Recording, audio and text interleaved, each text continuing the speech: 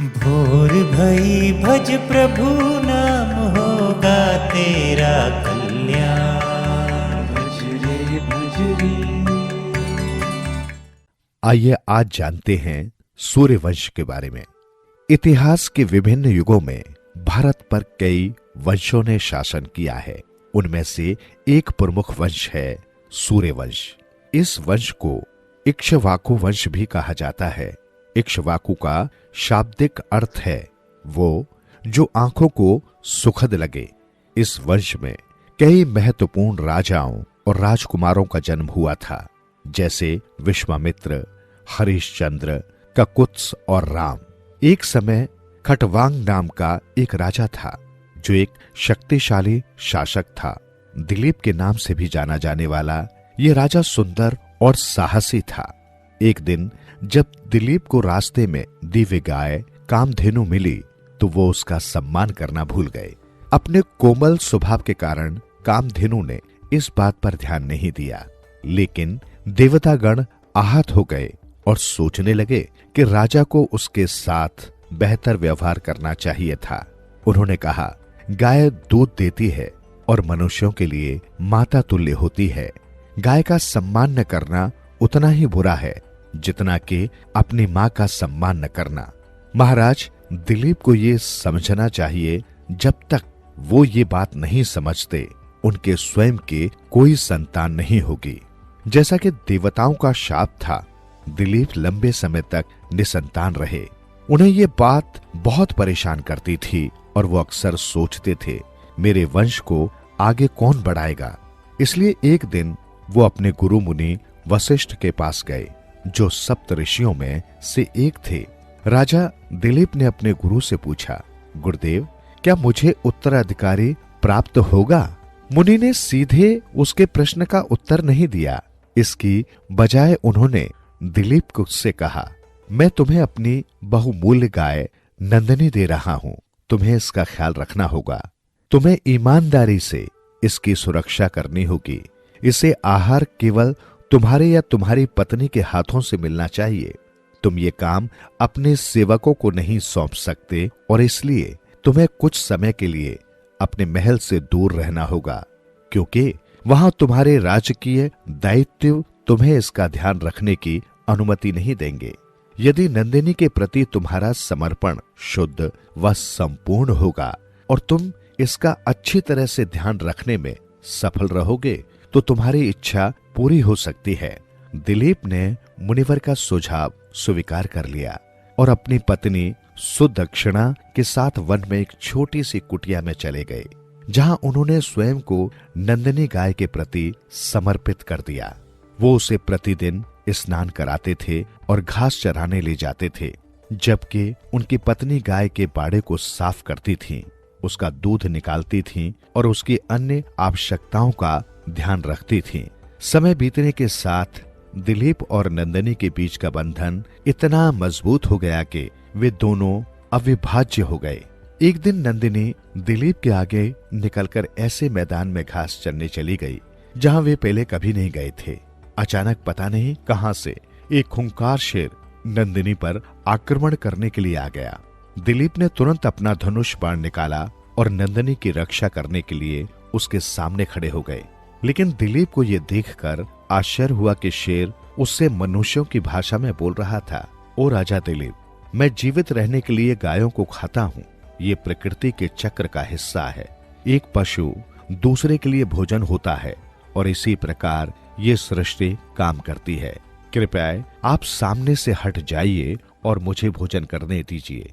दिलीप ने हटने से इनकार कर दिया और बोले, तुम सृष्टि के संतुलन के बारे में सही कह रहे हो, लेकिन मैंने अपने गुरु को वचन दिया है कि मैं नंदिनी की रक्षा करूंगा और मैं इस कर्तव्य का पालन हर स्थिति में करूंगा। दोनों के बीच बहुत देर तक बहस चलती रही, लेकिन वे किसी समझौते पर नहीं पहुंच पाए। अंत में दिलीप ने कहा, यदि तुम्हारी भूख अनियंत्रित हो गई है तो मुझे खा लो। मेरे मरने से कोई अंतर नहीं पड़ेगा, लेकिन तुम्हें नंदिनी को बिना नुकसान पहुंचाए छोड़ना होगा।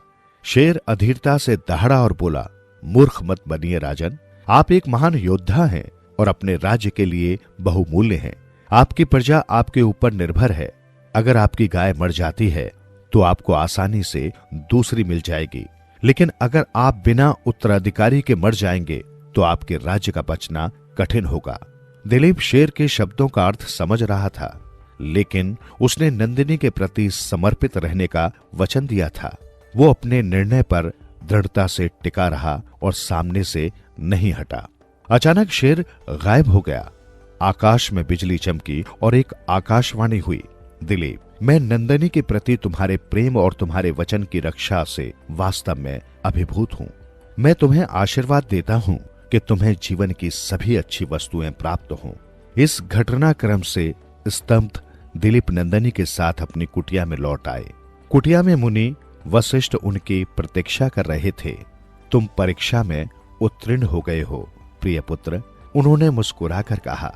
अतीत में तुमने एक गाय की उपेक्षा करके उसका अपमान किया था और आज तुम एक गाय के लिए अपना जीवन देने को तैयार थे। मेरा आशीर्वाद है कि तुम्हारे हृदय की हर एक इच्छा पूरी हो। अब तुम अपने राज्य में वापस लौट सकते हो। दिलीप ने उदासी और स्नेह के साथ नंदिनी को अलविदा कहा और सुदक्षिणा के साथ अपने राज्य वापस लौट गए। अगले वर्ष राज दंपत्ति को एक पुत्र की प्राप्ति हुई, जिसका नाम उन्होंने रघु रखा। रघु एक असाधारण बालक था, जिसके पास आकर्षक चेहरा, साहस और अच्छा स्वभाव था। जब वो बड़ा हुआ और अपने पिता की राजगद्दी पर बैठा तो उसने कई राज्यों पर विजय प्राप्त की और इतना प्रसिद्ध राजा बना कि सूर्यवंश को रघुवंश भी कहा जाने लगा। समय बीता और रघु को अज नाम का पुत्र हुआ, जो बड़ा होकर एक दयावान पुरुष बना। एक दिन एक पत्र आया जिसमें राजकुमार को विदर्भ राज्य की राजकुमारी इंदुमती के स्वयंवर में आमंत्रित किया गया था। उन दिनों स्वयंवर की परंपरा प्रचलित थी, एक समारोह जिसमें एक राजकुमारी अपने लिए सबसे उपयुक्त वर का चुनाव करती थी। युवा राजकुमार विवाह के लिए राजकुमारी का हाथ जीतने की उम्मीद में एकत्रित होते थे। उनकी उपलब्धियों की घोषणा की जाती थी और फिर राजकुमारी अपना पति चुनती थी। इंदुमती ने जैसे ही अज को देखा, उनके गले में वरमाला डाल दी और इस प्रकार अपनी पसंद की घोषणा कर दी।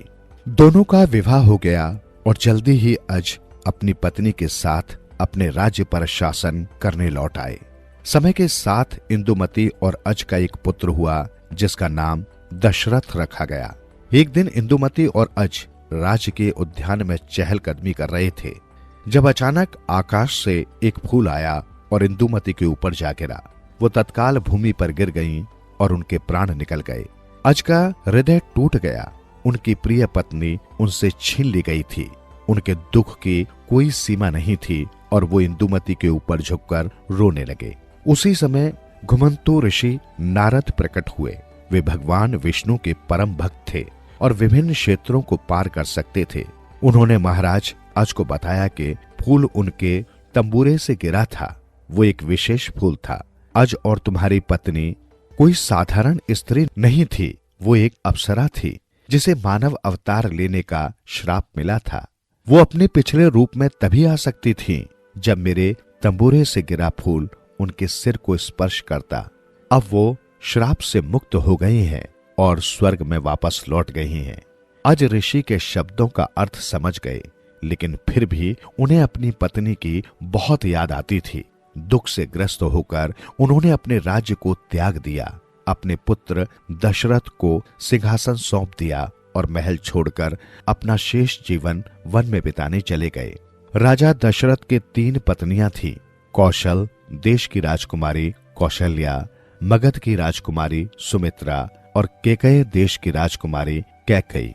राजा दशरथ को अपनी तीनों रानियों से 4 पुत्र हुए, कौशल्या से राम, सुमित्रा से लक्ष्मण व शत्रुघ्न और केकई से भरत। जीवन सुधरेगा, प्राणी होगा तेरा उद्धार, मन के द्वार खुलेंगे